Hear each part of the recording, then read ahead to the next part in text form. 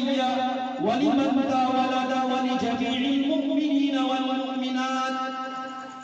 یا اللہ میری بخشش فرما، میرے ماں باپ کی بخشش فرما، مومن کی بخشش فرما اور مومنات کی بخشش فرما. تو حضرت نوح علیہ السلام نے کیا دعا مانگی کہ اللہ میری بخشش کر دے، میرے ماں باپ کی بخشش کر دے، اور جو مومنین مومنات، جو مسلمان مرد اور مسلمان عورتیں ہیں ان کی بخشش کر دے.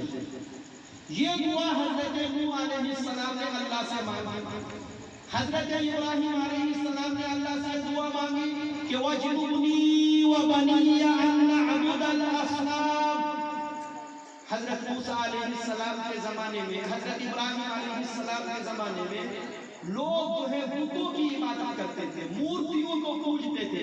حضرت ابراہیم کے جو والد تھے آزر جن کا نام تھا، یہ بت کو پوجتا بھی تھا اور بت کو بناتا بھی تھا.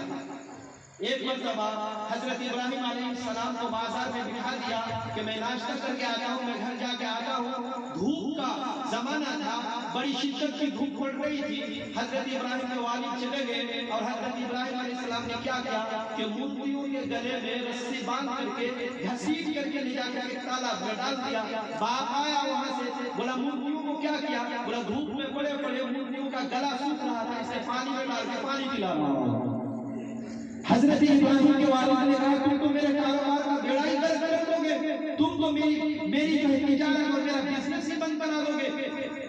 تو حضرت ابراہیم علیہ السلام کے زمانے میں بتوں کی عبادت کی جاتی تھی، اس لیے حضرت ابراہیم علیہ السلام نے یہ دعا کی کہ وَاجْنُبْنِي وَبَنِيَّ أَن نَّعْبُدَ الْأَصْنَامَ، کہ یا اللہ مجھے اور میری اولاد کو بتوں کی عبادت سے بچا.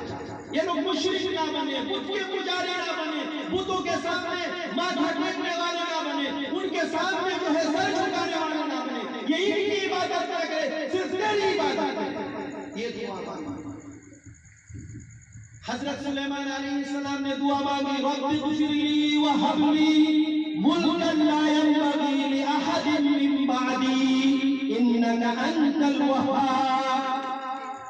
یا اللہ میری بخشش فرما اور مجھے ایسی بادشاہت دے، مجھے ایسی سلطنت دے، مجھے ایسا بادشاہ بنا دے، میرا ملک اتنا بڑا کر دے کہ میرے بعد دنیا میں کسی کو اتنا بڑا ملک اور ایسی بادشاہت اور ایسی سلطنت نہ ملے.